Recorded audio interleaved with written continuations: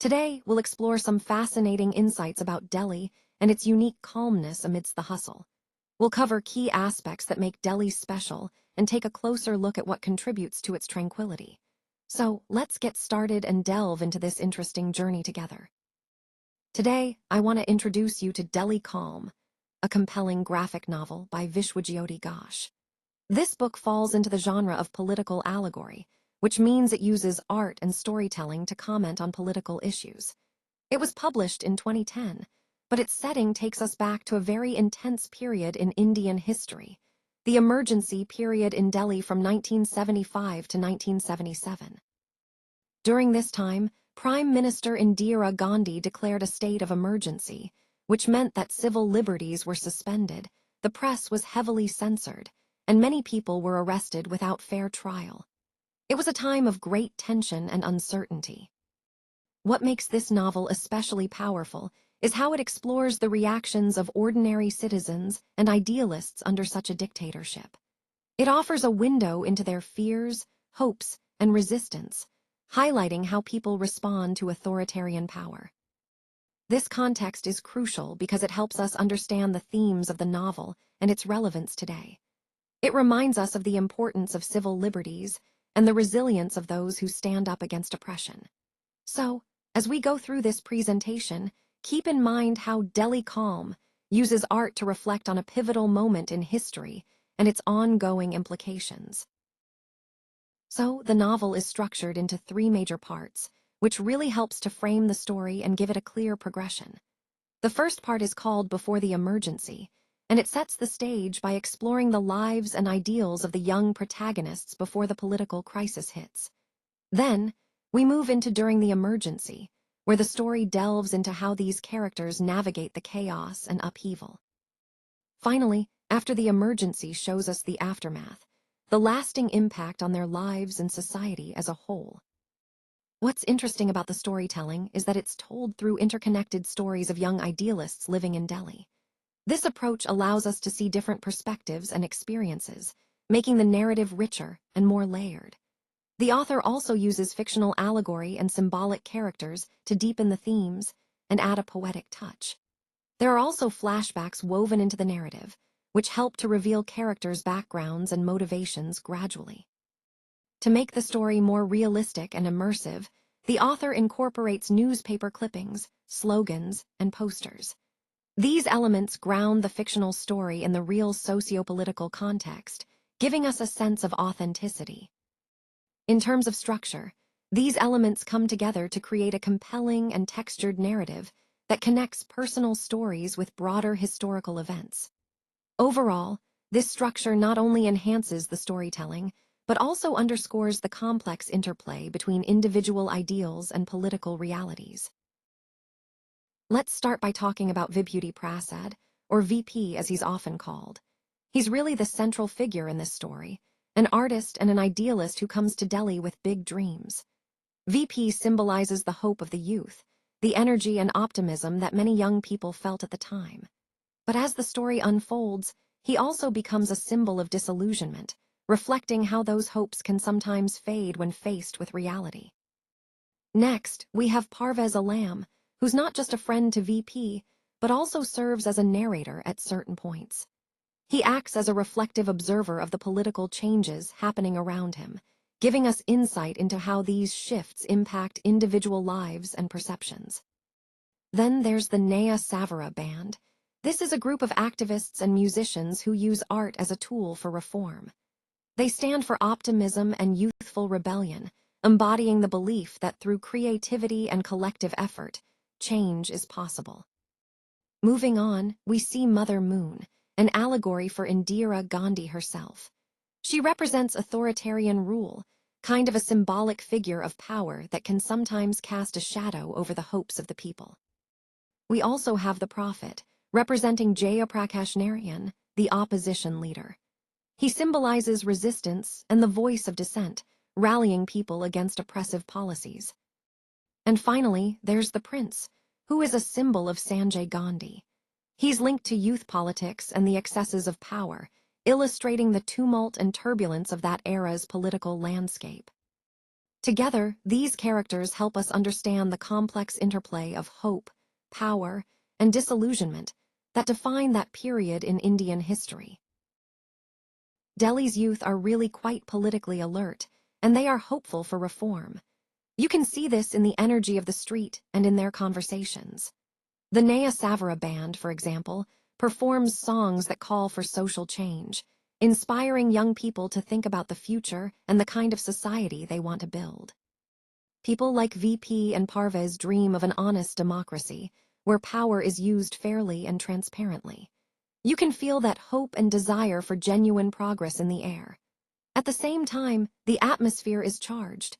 There's debate happening everywhere, posters plastered on walls, street talks that buzz with energy and frustration. There's a growing unrest against corruption and the misuse of political power. You can see and hear the signs of this dissatisfaction everywhere, with people demanding accountability. But alongside this hope, there are hints of censorship and state control beginning to creep in, signaling the first signs of trouble ahead. This all ties into the broader theme of how society was moving toward a critical turning point before the emergency, highlighting the tension between hope for change and the forces trying to suppress it. In June 1975, the government declared a national emergency, a pivotal moment in our history. During this period, civil rights were suspended, opposition leaders were jailed, and the press was censored, effectively silencing dissent. You might have seen posters urging calm and peace, but behind those messages, the truth of repression was hidden from public view. Delhi was renamed Powerpolis, a name that symbolized both ambition and fear, a city under tight control. For someone like me, witnessing friends being arrested, restrictions on art, and a spreading silence was deeply unsettling.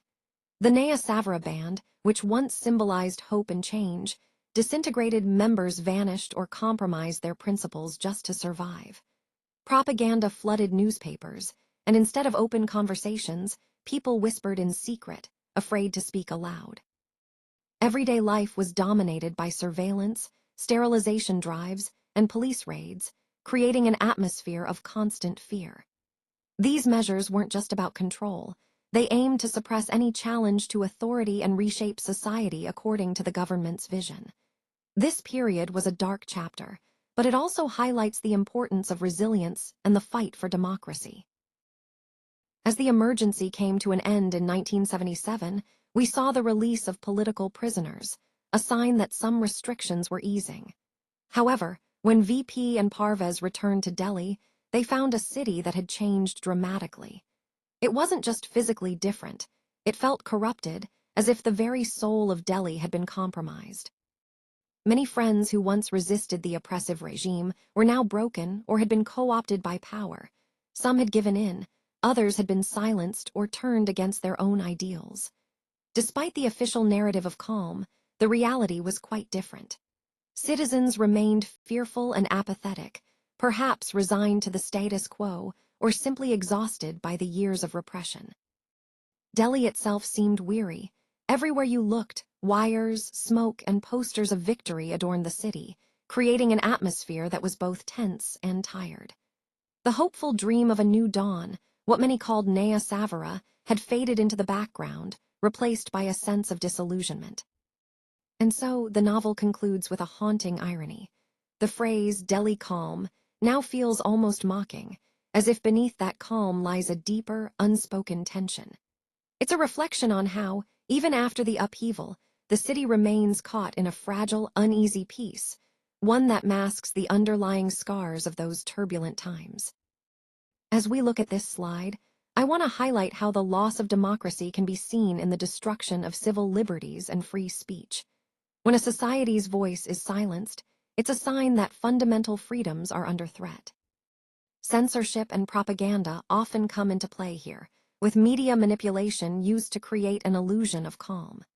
Instead of open debate, what we see is a controlled narrative that hides the underlying tensions and issues. This leads us to the theme of idealism versus compromise. The youthful passion for change and justice can be crushed by political realities, leaving young voices unheard and dreams deferred. Then there's the aspect of silence and fear, where enforced quiet becomes the norm. People might choose to stay silent out of fear, which further suppresses the collective voice and stifles dissent. Memory and history are also affected. Often, a nation's collective memory becomes a selective recounting of trauma, highlighting certain events while conveniently forgetting others, which shapes a skewed understanding of the past. Finally, we see the city itself, Delhi, as a character that reflects these themes. It echoes power, chaos, and decay, embodying the tumultuous political and social landscape. All these points tie into the overall theme of how power dynamics and societal structures influence democracy, identity, and memory. As we look at this slide, notice how it's drawn in sepia tones and black and white, which really evoke a sense of memory and decay, almost like looking back into a faded past. This color palette helps us feel the weight of history and loss. Next, the artwork combines caricature, realism, and surrealism. Think masks and puppets, showing a mix of exaggerated and authentic elements, which adds layers of meaning. It's a visual metaphor for identity, and perhaps the masks we wear or the facades we present, especially under censorship or oppressive regimes. You'll also see collage effects, newspapers, slogans, graffiti. These elements introduce the chaos and noise of societal messages, propaganda, and resistance. They're layered into the visuals, creating a textured narrative that emphasizes how information is constructed and manipulated. What's really powerful here is how text and image are equally compelling. The visuals aren't just illustrations, they narrate emotion and hint at censorship. What's shown, what's hidden, what's silenced. It's a reminder that in oppressive contexts, visuals and words are tools of both control and resistance. Finally, the repetition of the word calm plays with irony. It underscores a forced silence, calmness imposed, perhaps fragile or false, highlighting how censorship can suppress genuine emotion and expression, creating a tension that's palpable.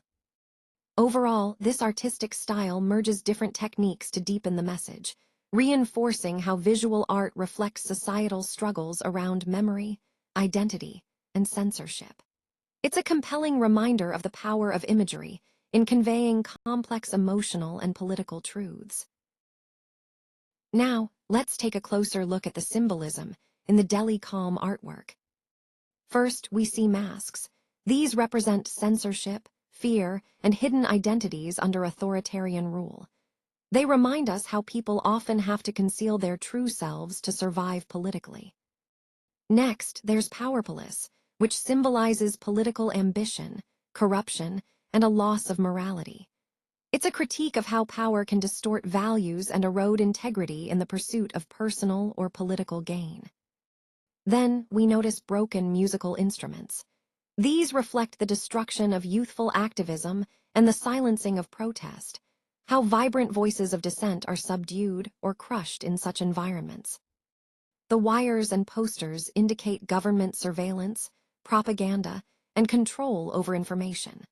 They show how the state monitors and manipulates public perception to maintain dominance.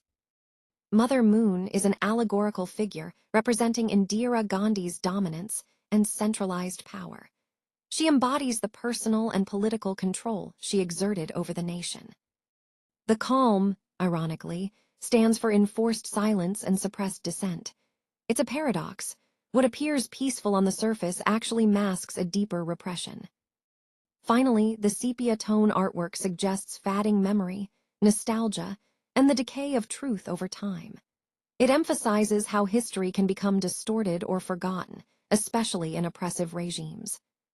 Altogether, these symbols weave a powerful narrative about the complex layers of control, resistance, and memory in Delhi's political landscape.